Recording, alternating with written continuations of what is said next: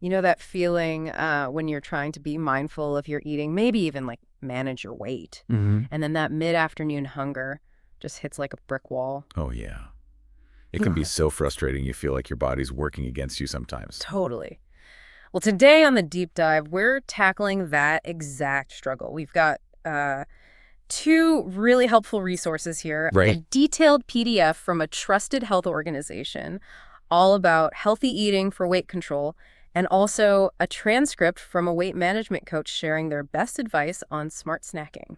And what's interesting right off the bat is how both of these, even with their slightly different focuses, Yeah, one's the big picture nutrition, the other's those sort of in-between meal moments, yeah, they point towards some, well, surprisingly consistent and practical strategies. exactly. Consistent is the word. So our mission today is to really dig into these sources, pull out the most useful, actionable insights for you. We want to figure out how you can eat in a way that supports your weight goals, but without feeling deprived or battling those relentless cravings all the time. Okay, sounds like a plan. Where should we start? The fundamentals. Yeah, let's start there. When we talk about healthy eating for weight control, what are we actually, aiming for? What does that mean? Well, according to the World Health Organization, this is from the PDF, it's about building your diet around plenty of nutrient-rich foods. So, lots of fruits, vegetables, whole grains, fiber, legumes. The usual suspects, but important ones. Definitely. And it also means being really conscious of things that don't serve us as well, like excessive free sugars, processed foods, sugary drinks, salt, that kind of stuff. Gotcha. And they also highlight choosing healthier fats, those unsaturated ones, oversaturated in trans fats. Okay. Ultimately, it's about fueling your body properly, getting the essential nutrients while meeting your own energy needs based on, your lifestyle, your activity level. So it's less about just restriction, cutting everything out, and more about like strategic choices, filling your plate with nourishing stuff. Exactly. It's about the quality and the balance. And the PDF mentions some pretty big benefits beyond just the number on the scale, right? It's not just weight. Absolutely. It really emphasizes that when you eat this way, managing your weight, whether you're trying to lose, gain, or just maintain it, becomes a much smoother process. Mm-hmm. But yeah, it goes way beyond that. This kind of healthy eating is fundamental for preventing a lot of chronic diseases. Right. And it can even boost your mood and your overall energy levels. That's huge. Okay, that paints a really compelling picture. Now, the PDF gets into some specifics, some key principles. Let's talk about nutrient balance. It's not just calories in, calories out, is it? No, not at all. The PDF really stresses getting a well-rounded intake of, carbs, fats, proteins, but also vitamins, minerals, and those beneficial plant compounds, phytonutrients. Nutrients, right. Those are things like antioxidants. Exactly. They play various roles in health. And the PDF gives us some general target ranges for the macronutrients, the energy sources. Okay. So carbohydrates, 45 to 65% of your daily energy. Yep. Fats, somewhere between 20 and 35%. And proteins in the 10 to 35% range. And it knew the calories per gram too, right? Carbs and protein are 4, fat's 9. Yep, that's right. Fat is more energy dense. It's worth remembering. So carbs are key fuel, and the focus is on whole grains. Makes sense, sustained energy plus fiber. Definitely. And they really flag limiting free sugars. Less than 10% of energy, ideally less than 5%. They even give an example, like 5 or 6 grams being a limited amount. That's not much when you look at labels. It really isn't. Makes you aware of how much added sugar creeps in. Yeah. And then with fats, the PDF is clear. Prioritize unsaturated fats, limit saturated fats to under 10% of your energy, and try to avoid trans fats completely. But fats aren't bad, right? The healthy ones are important. No, not at all. Even healthy fats are crucial. They help with energy storage, cell growth, absorbing certain vitamins. You definitely need them. Just the right types and amounts. Okay, and protein vital for building, repairing, muscle mass, immunity. All of that. And the PDF suggests good sources.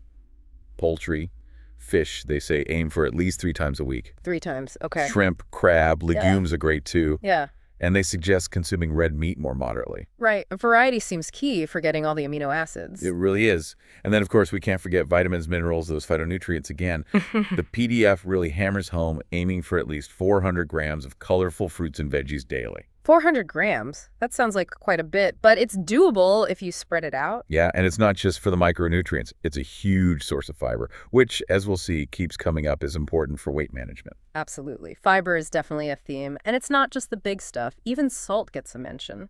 Under 5 grams a day. That's about a teaspoon. Yep. and using iodized salt. Plus, they give practical tips like limiting salty snacks, maybe not keeping the salt shaker right there on the table. Small changes, big impact. They really can add up. Now, the PDF introduces a couple of, well, quite interesting ways to think about controlling energy intake, portion sizes. One is through food units. It mentions something called the body key system. Yeah, the body key system. It Yeah. seems like a structured way to manage portions based on your specific energy needs. Okay, so how do these food units work? Well, the idea is to give you a tangible way to estimate how much you should eat from different food groups. They give example calorie levels, say 1,200 up to 2,500 calories a day, Right. and a suggested macronutrient split, 30% protein, 25% fat, 45% carbs. Then they break it down like what counts as one food unit for grains or fruit or lean meat and give the approximate calories and macros for that unit. Ah, okay, so it tries to simplify portioning. Exactly. Like they say one grain unit is about 90 calories, mostly carbs, maybe 2 grams protein. And then a concrete example.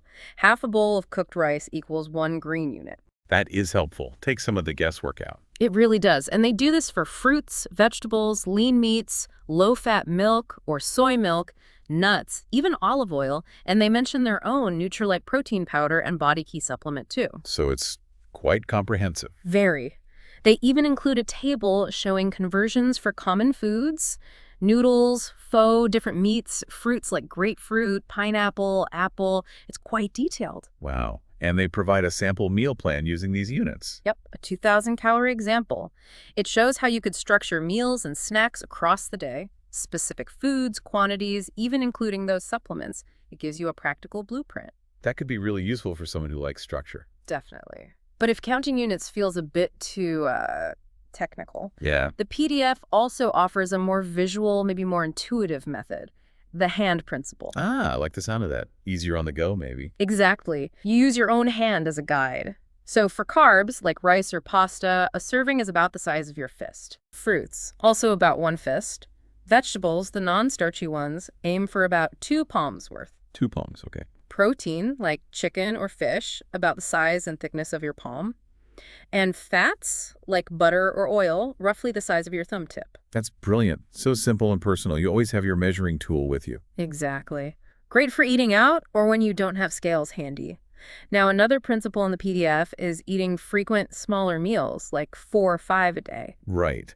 The thinking there is that spreading your food intake out can help prevent getting intensely hungry, which often leads to overeating later. Makes sense. It can also help you feel more consistently satisfied, maybe keep your metabolism humming along a bit better. The key idea is to eat before you get ravenous and stop when you're comfortably full, not stuffed. Right, mindful eating again. Definitely. They even suggest a possible timing, like maybe eating around 6 a.m., 9 a.m., 12 p.m., 3 p.m., 6 p.m., just as a guide. Keeps energy levels more stable, avoids those crashes. Okay, so let's shift gears slightly and bring in the advice from both the PDF and that video transcript from the coach. See where things align. Okay, yeah, there's definitely overlap. Both sources really emphasize some core things, like prioritizing home cooking when you can. Big one.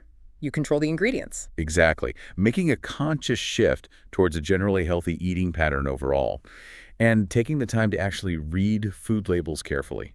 Understand what's in your food. So important. And the PDF also mentions mindful eating, chewing thoroughly, stuff we often rush through. So true. And drinking enough water, basic but crucial. Plus planning meals in a way that's realistic for you. Sustainable planning, yeah. Now, the video transcript really zooms in on snacking. It tackles that common idea that snacking is, like, inherently bad for weight management. Right, which so many people believe, like snacking is cheating somehow. Yeah, I think I've felt that way before. Like, reaching for a snack means you've failed. But the coach in the video makes a really good point. Smart snacking can actually be beneficial. How so? Well, it can help manage hunger, so you don't arrive at your main meals absolutely starving and then overeat. Ah, okay. It helps stabilize blood sugar, preventing those energy dips and the cravings that follow, and it's another chance to get good nutrients in. So it's not if you snack, but what you snack on. Precisely. The key is being strategic, and the video introduces this simple, healthy snack formula. Protein plus either fiber or healthy fat. Protein plus fiber or healthy fat. I like that. Why that combo? Well, the coach explains protein is super satiating. It helps trigger fullness signals in your brain, keeps you feeling satisfied longer. Okay. Fiber adds bulk, slows digestion, also contributes to feeling full. And healthy fats provide sustained energy release and help with satisfaction too. Gotcha. So when you combine protein with either fiber or healthy fat, you get a snack that really tides you over, prevents those urges for less healthy stuff. It tackles hunger effectively. That makes so much sense. And the video lists, what, 15 specific snack ideas? And you can see the formula in action? Totally. Let's look at a few. Greek yogurt with berries. Protein from the yogurt, fiber from the berries. Perfect. Apple slices with nut butter. Fiber in the apple, protein, and healthy fats in the nut butter, assuming it's a natural one without added sugar. Right. Hard-boiled eggs. Pure protein powerhouses. Cottage cheese with pineapple protein plus some fiber and natural sweetness. Carrots or celery with hummus. Fiber from the veggies, protein and healthy fats from the hummus. A small handful of nuts, healthy fats, some protein, some fiber. A.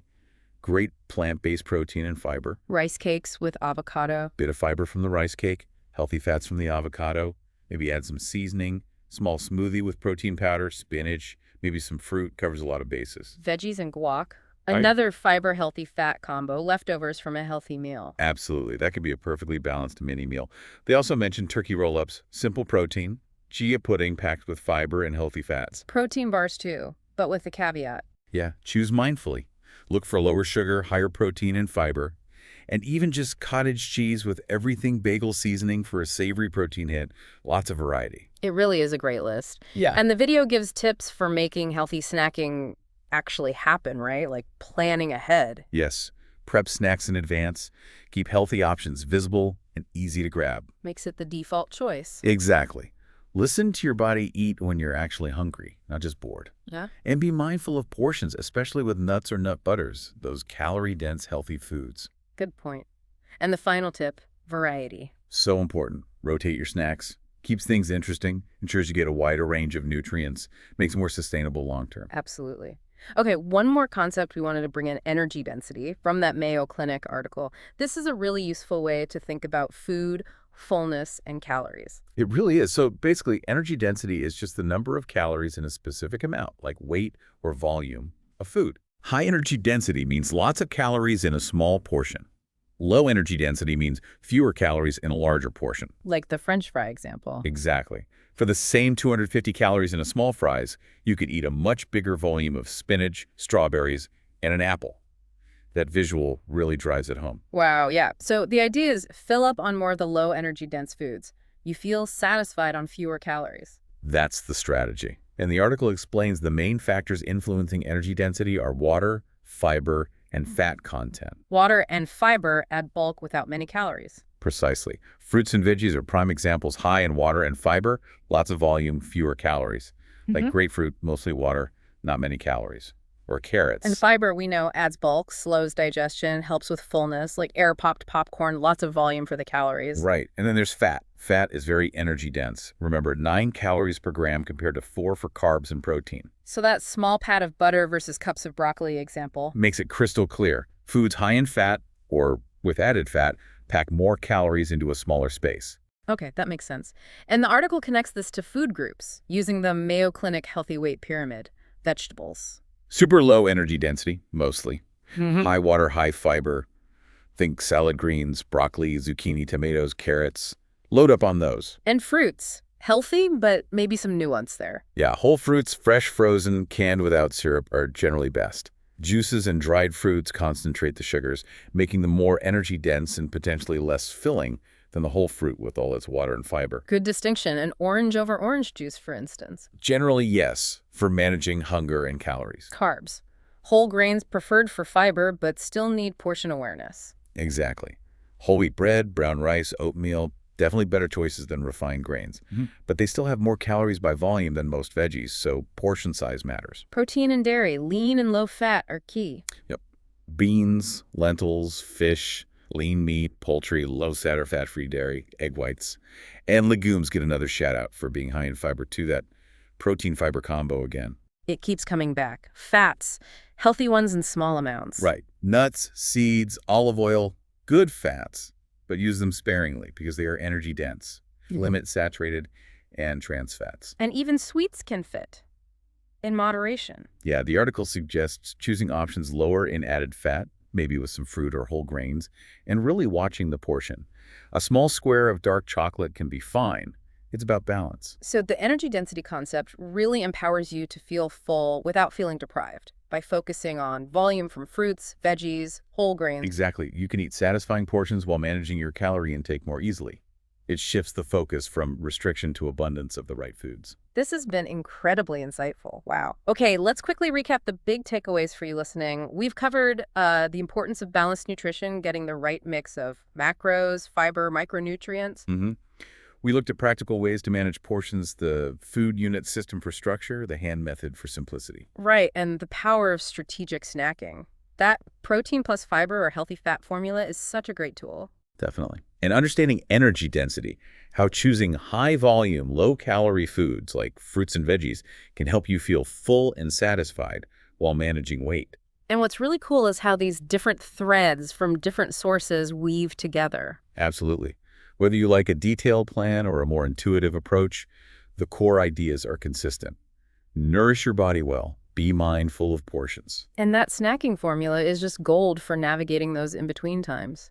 It really steers you towards choices that support your goals rather than, working against them. Exactly. So as you're thinking about all this, maybe reflect on which principles or snack ideas really click for you. What feels doable? Yeah, what's one small change you could try?